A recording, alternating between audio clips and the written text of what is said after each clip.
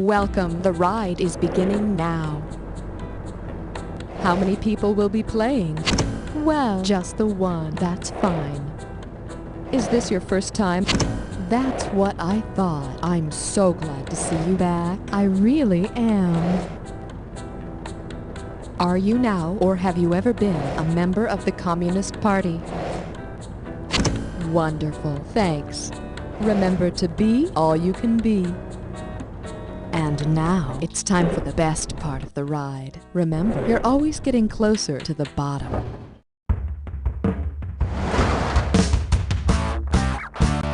It's time for the show where high culture and pop culture collide. This episode of You Don't Know Jack, The Ride, is brought to you by your local chapter of God-fearing, red-blooded, patriotic, commie-hating militias of America. Better dead than well-read. And now, here's your host, Schmitty. All right, welcome to the game. And remember, no spying and no cheating. I don't care how badly you've been hurt. Well, it's no stealth bomber, but let's ride. All right, buzz in and get your money's worth. I'm calling this one Left Out in the Cold War. Okay, how do you feel about $3,033? Take a gander. Based on the name of the U.S. policy toward the USSR's expansionism in the 1950s, what would you expect the U.S. to do to the Soviets? Hang them from a glass ceiling, push them through an open door, freeze them in an ice cube tray, or lure them into a Tupperware container? Come on, take it! See, now me, I wouldn't have gone this way. You want to see what the smart money says?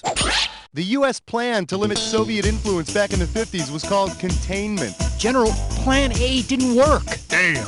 Bring on Plan B, depleted Ziploc baggies. Work that buzzer to... Nice job. I got underwear cost me more than that. Your category is... the Common Cold War. Here's the question. If you were to wage a cold war against the common cold, on what would you be spying? Viruses, bacteria, toxins, or cold fairies? It's yours if you want it. Give me the cash or you'll never see a right answer again. For the curious, here's the right answer. Colds are caused by viruses. What's going on there, Agent 12? How the hell should I know? I can't see them. Achoo! Great, now I'm sick. Hit the buzzer. Here's a little something I call better dull than red. Wrap your head around this. Which of these is not a dull fact about staunch anti-communist John Foster Dulles? He became vice president in 1959. He had 2 secretaries of state in his family. Go for it. That's it. You're grounded for a week. Here's the one you didn't pick. He never became a vice president. In 1959, he died. I didn't know such thing. Yes, you did, Mr. Dulles. Which doesn't necessarily preclude him from carrying out the duties of the job. Are you implying the American political system is not the best in the world? Are you some kind of communist, young man? No, sir, Mr. Dulles. No, sir. Well, that's good. Did I mention my favorite color is gray? No, you hadn't mentioned that. It's true. Oh. Buzz in and tell me how much the next question... Oh, jackpot, baby. Now your category. I'm getting annoyed. What do you say we work on getting your score out of the trenches with this one, huh?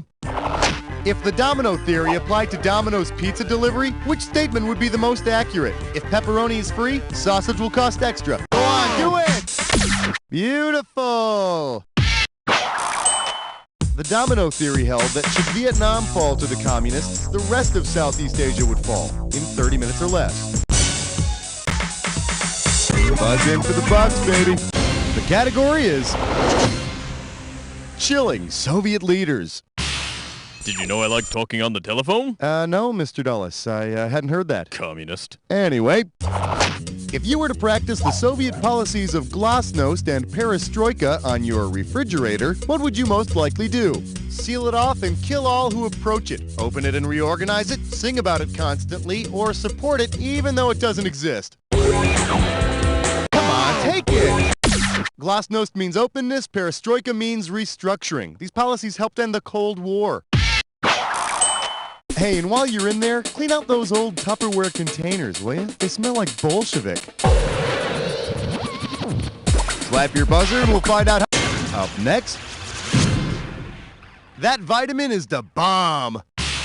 So, do you remember the B-2 or the stealth bomber, the undetectable craft that was our massive new weapon against the Soviets? Well, if the B-2 stealth bomber had the same properties as vitamin B2, what would be the best new name for it? The riboflavin bomber, the thiamine bomber, the niacin bomber, or the folic acid bomber? It's yours if you want it. You know, Schmitty, niacin is an essential vitamin for any growing American boy or girl. Okay, but it's still the wrong answer, Mr. Dulles. But I like niacin. Let me show you what I would have picked. Vitamin B2, it's also known as riboflavin, our first line of defense against the evil forces of respiratory problems. Buzz in and lock on to the highest value. Oh yeah, this could turn out to be really big, really fast. You want some trouble, my friend? You got it. Let's get into a dis or dat. The name of your dis or dat category is the Great Space Coaster Race. Now, I'm going to read off 7 space firsts, right? And for each event, I want you to tell me if it's an American first or a Soviet first. Cash in for each one you get right, and you lose cash if you get one incorrect or don't get to it. Now, you only have 30 seconds to answer all 7 points. Let the magic begin. First satellite to orbit the Earth. First dog in space. First man to orbit the Earth. First woman to orbit the Earth. First man to walk in space. First probe. First manned spacecraft to land on the moon. Well, you let those 2 slip away, but you did get most of them. Not bad. Here's your current score. You feel good about that? Let's keep going. I want you to hit your buzzer and get the... Nice going, big spender. This category is... If trees organized a forest, would anybody hear? Now, the fun part. If members of the John Birch Society decided to plant a society of birch trees, which of the following landscaping principles would they definitely not choose? A few trees get most of the soil's nutrients. All trees share the sun and soil equally. Birch trees are not placed near oaks or elms, or the tallest trees should be the happiest.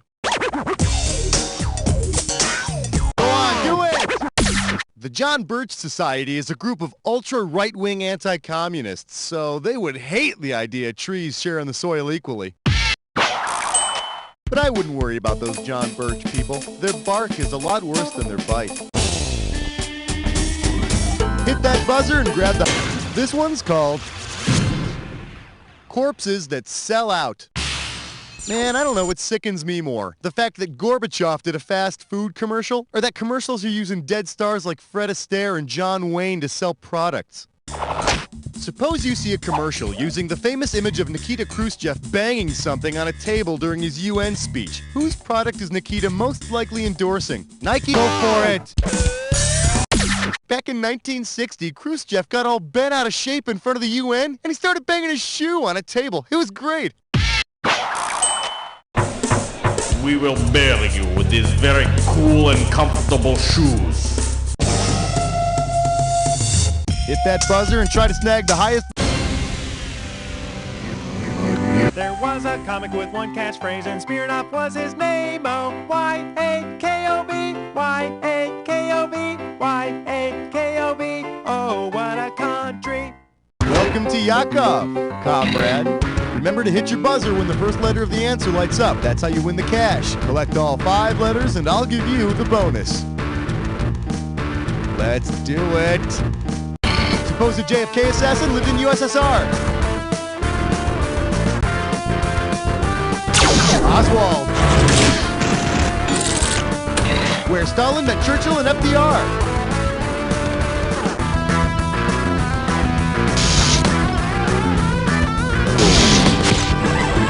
Soviet government rhymes with Kremlin.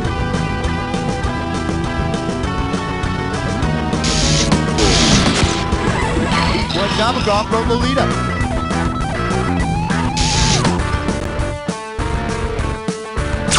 Fire, my lord! U.S. Press during Cuban Missile Crisis.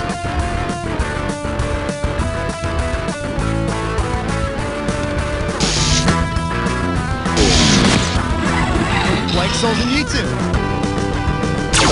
Alexander. The Russian blank church.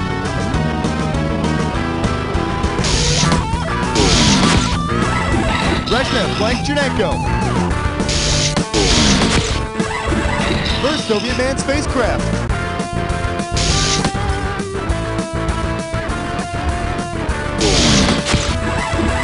Blank K-47. Hey! Soviet bloc U-Go maker. No! One more letter and the bonus is yours! Stoly Smirnov Absolute. Karen's first name. Soviet spy agency. KGB. That's it. Yakov. That's it, my friend. Check out your score there, make sure everything's in order, and we're moving on. All right, buzz in and get your money's worth. Whoa, nice shooting. And this category is Rockin' Over Russia.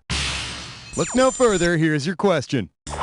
Based on the class of spy plane he flew, what band would you have expected Francis Gary Powers to be listening to on his infamous mission over the Soviet Union? The Eagles, U2, the B-52s, or Led Zeppelin? Come on, take it! In 1960, the Soviet Union captured U.S. spy Francis Gary Powers after shooting down his, drumroll please, U-2 spy plane. And the worst part was that the U.S. government still didn't find what they were looking for. Buzz in for the bucks, baby. Why do I bother? Your category is our new ambassador to the UN, Bozo. I don't like clowns. They scare me. I think I'll leave. Oh, well, if you feel you have to. I'll see you, Mr. Dulles. Okay, so if you want to become a clown and want your clown name to reflect your interest in treaty organizations the U.S. has been involved with, which of these should you not pick? ATO, NATO, CETO, or CENTO? It's yours if you want it. CENTO was the Central Treaty Organization. It's also what you smell when you get too close to a clown. Okay, now here's a good answer. ATO is a car. You know, those tiny little things you and 20 of your clown friends pile into and drive around in. Hit the buzzer for the value.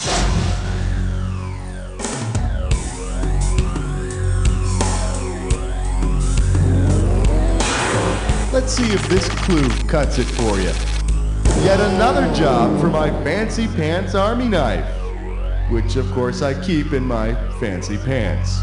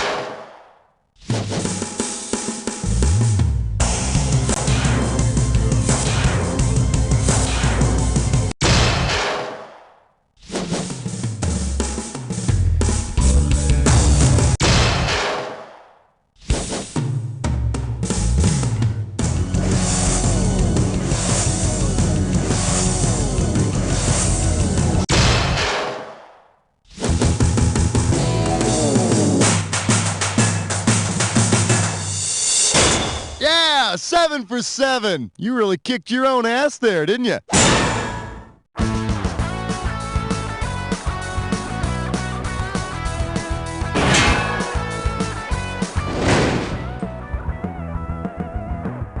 Who has time to cook? We don't. We're Sam. And Ella. And we want to invite you down to Sam and Ella's. so you can get you and your family a good home raw meal. Sam and Ella's eats to sell yous runny eggs and chickens. Good and raw mayo from a straw. We'll do the finger lickings. We got frog legs and yeast and dry gelatin. You'll uke till you puke in our dirty kitchen. Acute symptoms may last for 1 to 2 days, or maybe prolonged again, depending on host factors and strain characteristics. Salmonellas fill your bellas with spore-forming bacterium. Animal feces, all your favorite species, slides down your throats like chum. Yum! Tonight on Investigative Coffee. Until recently, this sleepy Ohio town was primarily known as a test market for Olestra products. Now, religious fanatics are making a pilgrimage here to witness the miraculous weeping anus. I was just watching TV and I felt a rumbling in my gut. Tried to make it to the toilet, but whoop, there it was. It's beautiful. I think it's a sign from God. There are no words to describe this man's wondrous anus, blessed by our holy Savior. But is it really a sign from God? I've been here for 3 days, and the anus seems to weep at regular intervals, but they're almost too regular. I actually bottled some of the tears of the anus, and quite frankly, they have no healing properties. I'm just a guy who likes eating chips and watching TV. The Ohio weeping anus. God's miracle or Satan's curse? Tonight. Playing solitaire on the computer is fun, right? But it's hard to remember all those rules. Now there's a computer card game that gets back to the basics. 52 card pickup 2000. That's right. 52 card pickup 2000 does all the work by throwing the virtual deck all over the virtual room.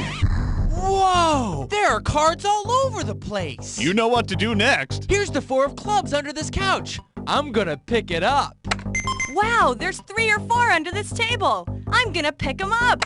You can play by yourself or set up exciting tournament play. With your web browser, you can even play other people across the internet. It's simple, it's repetitive, it's 52 card pickup 2000. You'll wonder why you ever owned a real deck of cards. I thought about how hard it must have been for him to walk across the gym and ask me to dance, but when I looked down at my bracelet, I thought, what would Satan do? So I said no and set fire to the gym.